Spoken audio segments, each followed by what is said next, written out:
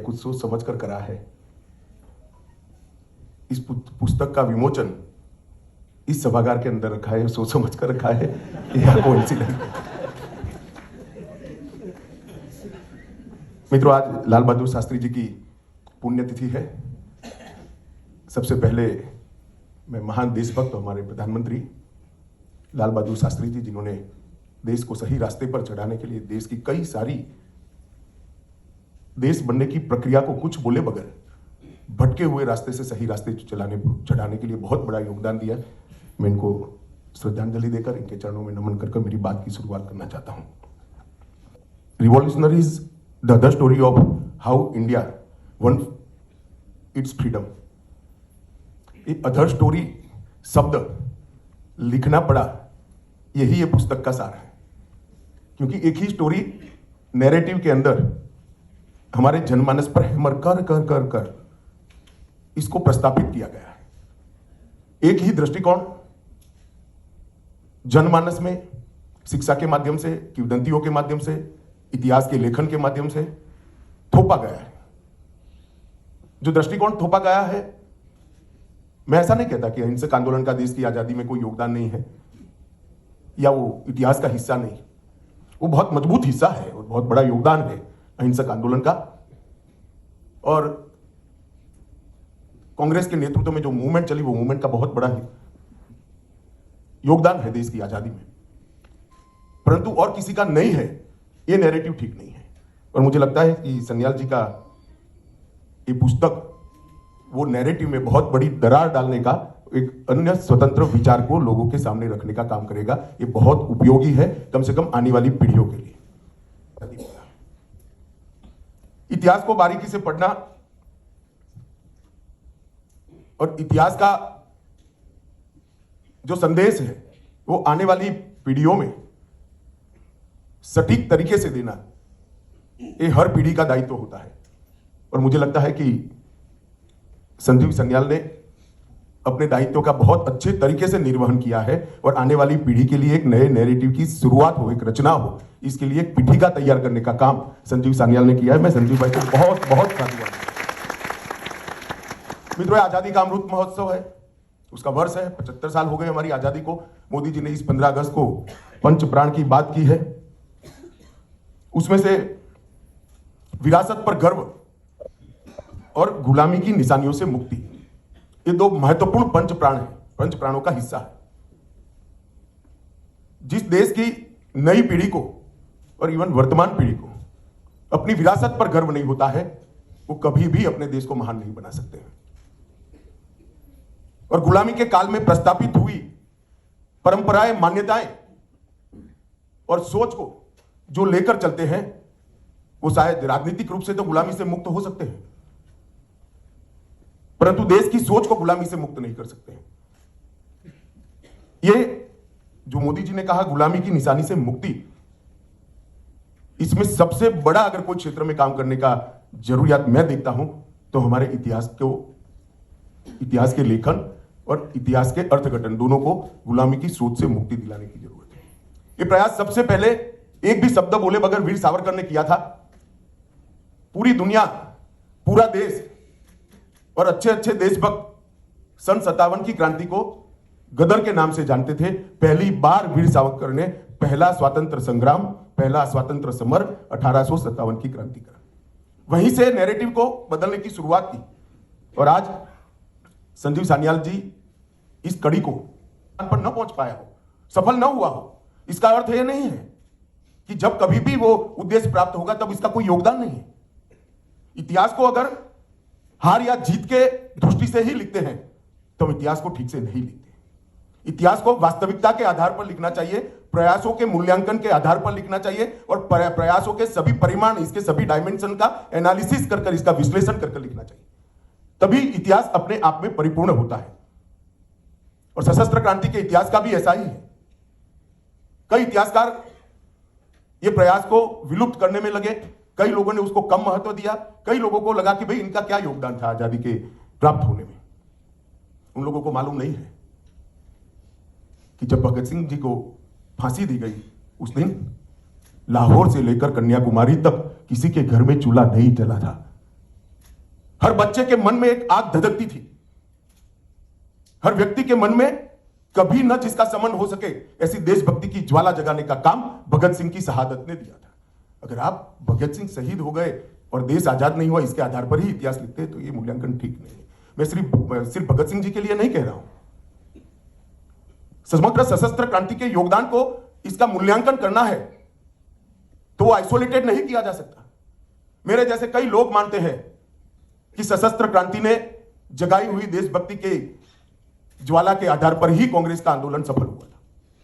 मैं मानता हूं और मैं इसको सिद्ध भी कर सकता हूं, आज नहीं करना चाहता परंतु मैं सिद्ध भी कर सकता हूं कि अगर सशस्त्र क्रांति की समांतर धारा न चली होती तो शायद कई दशक और लग जाते। समग्र देश के अंदर बंकिम चंद्र चट्टोपाध्याय ने सिर्फ वंदे मातरम लिखकर चेतना को जागरूक किया था, क्या इसका कोई योगदान नहीं है? समग्र देश के अंदर गदर पार्टी के पूरे प्रयासों ने अनेक जगह पे एक जबरदस्त चेतना की जागृति की, निर्माण भी किया था चेतना का, सुसुप्त चेतना को जागरूक भी किया और चेतना का निर्माण भी किया। क्या इसका कोई योगदान नहीं है? इतिहास के अंदर उसको इस प्रयासों का जो उचित सम्मान मिलना चाहिए था दुर्भाग्य से नहीं मिला है। क्योंकि मैं राजनीतिक क्षेत्र में हूं, इससे ज्यादा इसकी मीमांसा करना नहीं चाहिए। तब कहते हैं कि इतिहास को तोड़ा गया, मरोड़ा गया, कभी वामपंथियों का नाम आता है, कभी अंग्रेजी मानसिकता वाले इतिहासकारों का नाम आता है, कहीं कांग्रेस को भी कोई लपेटे में लेता है, परंतु मैं अलग दृष्टिकोण से अब हमें कौन रोकता है? मैं आज इस मंच से इतिहास के विद्यार्थियों का और इतिहास को पढ़ाने वाले प्राध्यापकों का आह्वान करना चाहता हूं कि हमारे देश के गौरव को व्याख्यायित करे इस प्रकार से, कोई तोड़ मरोड़ करे बगैर वास्तवदर्शी गौरवमयी इतिहास की रचना अब हो सकती है या नहीं हो सकती? मेहनत किया कर, रिसर्च कर हम क्या ऐसे 300 व्यक्तित्व ढूंढ सकते हैं जिन्होंने भारत को महान बनाया? एक गलत अवधारणा इतिहास से सर्जित हुई, जो इतिहास हम लोग पढ़े हैं कि पहला साम्राज्य मुगल साम्राज्य बनने के बाद ही हुआ। ऐसा नहीं है। इस पर रिसर्च कर लिख सकते हैं क्या? सन 57 के पहले और सन 57 के बाद कभी भी इस देश के किसी भी कोने ने अंग्रेजों को स्वीकारा नहीं है। एक एक इंच जमीन के लिए उनको संघर्ष करना पड़ा है, लड़ना पड़ा है। ये क्या संघर्ष नहीं है आजादी बरकरार रखने का, आजादी को बचाकर रखने का? इसको क्या इतिहास में स्थान नहीं मिलना चाहिए? ढेर सारे ऐसे लोग थे जिन्होंने सन 57 की क्रांति के लिए कुछ न प्राप्त होने की स्थिति में भी ये लड़ाई लड़ी। और मैं मानता हूं कि सन 57 की लड़ाई ने ही इस देश की जनता के मन में स्वराज के संस्कार शिवाजी महाराज के बाद पहली बार डालने का अगर कोई एक प्रयास ने काम किया तो 1857 की क्रांति ने किया। और वहीं से हमारी आजादी की लड़ाई की भूमिका वहीं से शुरू होती, इसकी नींव वहीं से डली गई। वो देखकर मैं कई बार सोचता हूँ, एक बार मुझे मिलकर निकले नॉर्थ ब्लॉक में, मुझे विचार आया ये व्यक्ति कभी निराश तो नहीं हो जाएगा ना? क्योंकि जो जुनून है वो अगर लंबे समय तक इच्छित परिणाम नहीं मिलता है तो निराशा में भी कन्वर्ट होता है। सन्याल भाई चिंता न करो, इस वक्त मैं आपके साथ खड़ा रहूंगा, निराश होने की कोई जरूरत नहीं। भारत का समय बदल गया। इस जुनून के साथ अर्थशास्त्री होने के बावजूद जो काम किया है वो सच अर्थ में अभिनंदन। पढ़ने के बाद आप सबके मन में स्पष्टता हो जाएगी, ये छुटपुट व्यक्तिगत प्रयास नहीं था, बहुत अच्छे तरीके से एक सोच के आधार पर किया गया सामूहिक प्रयास था, परंतु संख्या कम थी इसलिए छुटपुट दिखाई पड़ा। क्योंकि सशस्त्र क्रांति करने के लिए कोई भी बड़े से बड़ा डर जाएगा, अंततोगत्वा एक घटना के अंदर ही होगा। और जब घटना का पर्दाफाश होता था तो बाकी सारे लोगों का अदृश्य हो जाना रणनीति का हिस्सा था। परंतु बहुत बखूबी से इन्होंने इसको मोतियों को जैसे माला में परोते हैं, इसी तरह से समग्र क्रांति के विचार को एक धागे में मोतियों की तरफ पिरोने का काम किया है। दूसरे अध्याय में श्री अरविंद और वीर सावरकर इसके संबंध में लिखा है। तीर्थस्थान है, अंडमान की सेल्युलर जेल और वहां की दी गई मानवीय यातनाएं देखकर मैं कई बार सोचता हूं कि पश्चिम के देश कैसे ह्यूमन राइट की बात कर सकते हैं और किनको सिखा रहे हो भाई? जो कोई भी हमें भाषण देता आता है उसको एक बार सेल्युलर जेल की मुलाकात करा देनी चाहिए। अनेक प्रकार के देश के अनेक हिस्सों से पकड़े गए स्वतंत्र सेनानी क्रांतिवीरों को एक ही जगह पे रखा गया। और अगर सेल्यूलर जेल के अंदर जो क्रांतिवीरों की सूची है उसको भी आप देखोगे तो मालूम पड़ जाएगा आइसोलेटेड प्रयास नहीं था। पूरे देश का नक्शा वहीं पर बन जाता है। वो जेल में आज भी एक महिला कर्मी है, उसने हर जेल से आए हुए आजादी के लड़ाकों का नाम लिया, प्रदेश दिया और उसको जोड़कर पूरे भारत का नक्शा बनाया। एक भी प्रदेश बाकी नहीं है। भारत के हर प्रदेश से कोई ना कोई कभी ना कभी सेल्यूलर जेल के अंदर गया है। सेल्यूलर जेल में वो ही जाते थे जिनको मारने से ज्यादा नुकसान होता था। कोई उसको जिंदा रखने के लिए नहीं भेजते थे और जिंदा रखने का कोई मतलब ही नहीं रहता था, ऐसा जीवन वहां देते थे। तो इतना बड़ा प्रयास करने वाले व्यक्ति हर प्रदेश से आए, वो ही बताता है कि सशस्त्र क्रांति आइसोलेटेड एफर्ट्स नहीं था, व्यक्तिगत पराक्रम नहीं था, एक सोची समझा आंदोलन था जो देश को आजाद करने का बहुत अच्छा प्रयास था। छठे अध्याय में हिंदुस्तान रिपब्लिक एसोसिएशन के बारे में लिखा है। अंतिम 2 चैप्टर देश के किसानों का भी अनेक किसान आंदोलनों के जरिए अंग्रेज हुकूमत को हिलाने का उन्होंने काम किया, जन जागृति की, इसका भी बड़ा योगदान है। देश के हर कोने में फैले हुए हमारे जनजातीय समाज, आदिवासियों ने, ट्राइबल्स ने अपनी परंपरा को हम प्रदूषित नहीं होने देंगे, इसलिए अनेक जगह पे अंग्रेजों के खिलाफ शस्त्र उठाए, लड़े, मरे। सन 57 के पहले भी सबसे पहली लड़ाई अगर कोई लड़ा था तो आदिवासी ही लड़े थे। बहुत लेट कांग्रेस पार्टी ने एक अहिंसक आंदोलन भी शुरू किया जिसमें पूर्ण स्वराज बहुत देरी से आया, मैं बताता हूं उसके बारे में बाद में। और सशस्त्र क्रांतिकारियों ने भी दुनिया भर की अनेक घटनाओं से प्रेरणा लेकर एक भगीरथ प्रयास किया था। हो सकता है कई घटनाओं का आप एनालिसिस करोगे तो आंदोलन असंगठित दिखेगा, परंतु वो देशभक्ति से प्रेरित था और सभी का लक्ष्य एक ही था, देश को आजाद कराना, अंग्रेजों को देश से निकालना। और आप इस पुस्तक को ध्यान से पढ़ोगे तो आपको मालूम पड़ेगा पूर्ण स्वराज की मांग रखी और हिंदुस्तान रिपब्लिक आर्मी HRA ने न केवल पूर्ण स्वतंत्रता का लक्ष्य रखा परंतु सार्वभौमिक वयस्क मताधिकार की भी वकालत उसी वक्त करती थी। मैं उनकी दूरदर्शिता का परिचय हो इसके लिए आपको ये बात बताता हूं। उस वक्त कांग्रेस के अधिवेशनों में मताधिकार की चर्चा तो थी ही नहीं। आजादी कितनी मात्रा में अंग्रेजों से नेगोशिएशन कर प्राप्त की जाए इसकी चर्चा चलती थी। परंतु उस वक्त न केवल संपूर्ण आजादी, हर वयस्क को मतदान, मताधिकार, इसकी भी चर्चा की।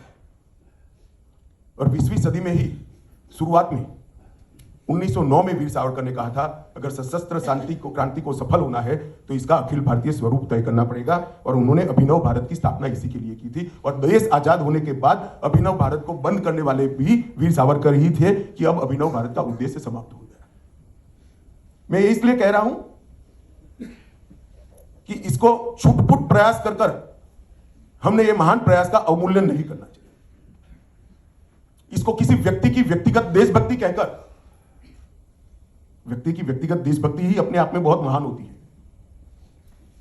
परंतु एक समूह एक विचारधारा के तहत देश को आजाद कराने का प्रयास कर रहा था, उसको हमें समझना भी पड़ेगा, स्वीकारना भी पड़ेगा और प्रचारित भी करना पड़ेगा। सिर्फ समझने से कुछ नहीं होगा, उसको मन से स्वीकारना पड़ेगा कि मेरे देश को आजाद कराने के लिए ढेर सारे लोगों ने अपने जीवन का सर्वस्व बलिदान कर दिया। कई बार गुजराती तो मोदी जी ने श्यामजी कृष्ण वर्मा की अस्थियां इतने सालों के बाद वहां से वापस लाने का काम किया, क्योंकि श्यामजी अपने विल में कहकर गए थे कि मेरी अस्थियों को एक बैंक के लॉकर में रखना, जब मेरा देश आजाद हो तभी मेरी अस्थियों को मेरे देश में लिया जाए, मैं गुलाम देश में मेरी अस्थियों को भी नहीं जाने दूंगा। क्या और इस प्रयास को कोई कैसे छुटपुट प्रयास कह सकता है? इस श्यामजी कृष्ण वर्मा तैतरीय उपनिषद का सबसे देश में उस जमाने में सबसे विद्वान व्यक्ति था, संस्कृत के स्कॉलर थे। तैतरीय उपनिषद पर उन्होंने लिखे हुए टीकाओं को मैंने पढ़ा है, इनकी विवेचनाओं को पढ़ा है। इतना विद्वान व्यक्ति सब कुछ छोड़कर, देश छोड़कर वहां क्रांतिवीरों का प्रेरणा स्रोत बना। एक के बाद एक देश बदलते गए। सरदार सिंह राणा हो, मैडम कामा हो, श्यामजी कृष्ण वर्मा हो, ये सब ने आजादी के स्वप्न को स्वेप देने का काम किया, इसको फैलाने का। तो मुझसे न चिपकाया जाए।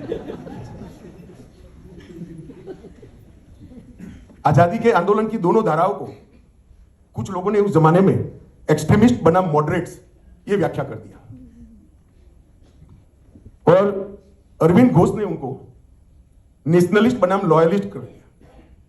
अब ये मैं नहीं कह रहा हूं, श्री अरविंद घोष कह रहे थे। मैं नहीं मानता इस 130 करोड़ की आबादी में श्री अरविंद घोष की व्याख्या और उनके उद्देश्यों पर कोई भी सवाल उठा सकता है। मेरा बस इतना ही कहना है, मेरी कोई टिप्पणी नहीं। खनन करने के लिए हजारों लोगों की तपस्या, जीवन के बलिदान और कुटुंब के कुटुंब फना हो गए, इसको कैसे नकार सकते हैं? और उसको नकार कर देश का इतिहास नहीं बन सकता है। हमने कभी ना कभी सोचना ही पड़ेगा, हमने समझना पड़ेगा कि आजादी अनुदान में नहीं मिली है। लाखों लोगों ने बलिदान दिए हैं, रक्त बहाया है, पीढ़ियां तबाह हो गई है, तब आजादी मिली। इतिहास को इस तरह से व्याख्यायित करने का हमें प्रयास करना पड़ेगा। और आज मुझे बड़ा संतोष है, आज भी मेरे जैसा व्यक्ति ओवरकोट पहनकर आया है, कड़कड़ाटी -45 डिग्री टेम्परेचर में कलकत्ते से निकलकर वाया अफगानिस्तान, रसिया होकर कोई बर्लिन पहुंचता है। वो व्यक्ति की देशभक्ति को अब कैसे नकार सकते हो? मगर आज जब नेताजी का पुतला कर्तव्य पथ पर लगता है तो मन को बड़ी संतोष,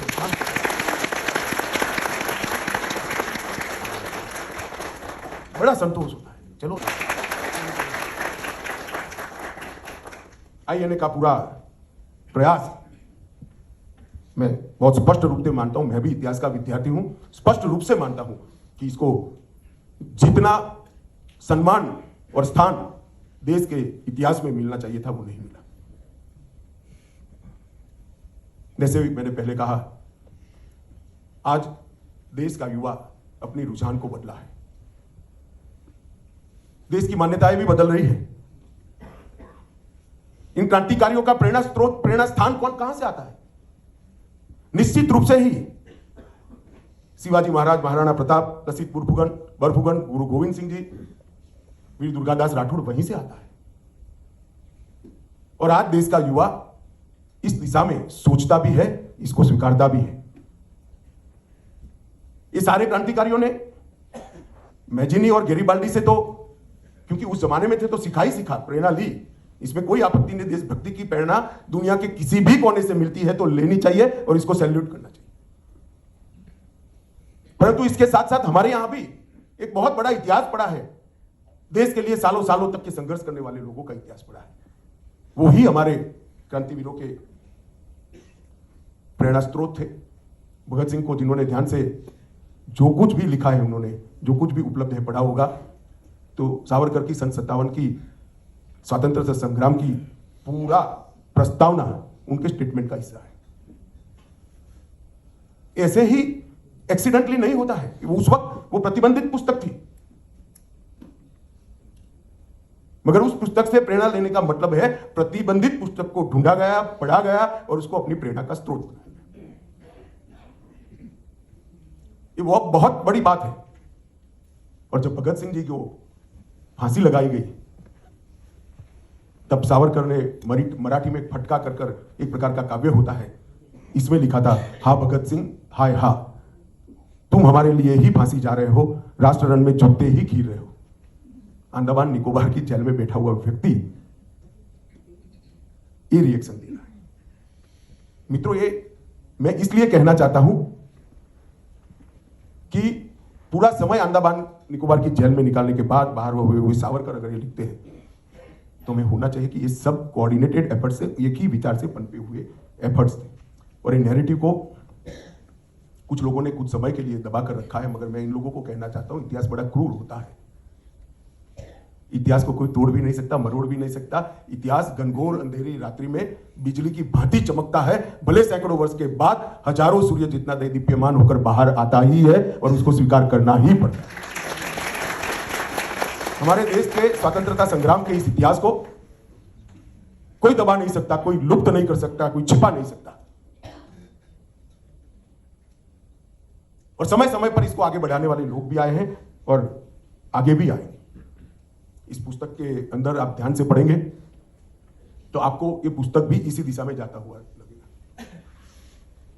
हमारे क्रांतिकारियों के प्रेरणा का मुख्य केंद्र श्री अरविंद का भवानी मंदिर ही होता है, इंडिया हाउस होता है, गदर पार्टी का सोहन सिंह और लाला हरदयाल का मुख्यालय होता है, और INA के हर जवान के मन में हमारी क्रांति का प्रेरणा स्रोत होता है।